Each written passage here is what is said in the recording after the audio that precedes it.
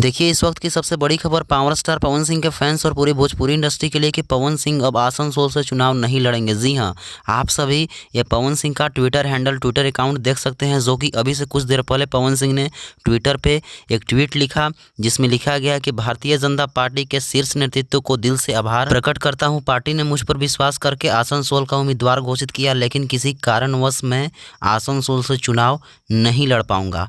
और भारतीय जनता पार्टी के राष्ट्रीय अध्यक्ष जेपी नड्डा जी को टैग किया गया है। तो भाई लोग, यहाँ पे बहुत बड़ी खबर है, बहुत दुखद खबर मान सकते हैं कि पावर स्टार पवन सिंह अब आसनसोल से चुनाव नहीं लड़ेंगे।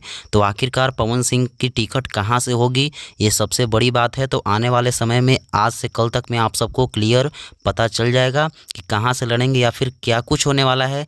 लेकिन ये बहुत ही बुरी खबर है, दुखद खबर है कि पवन सिंह आसनसोल से चुनाव नहीं लड़ेंगे।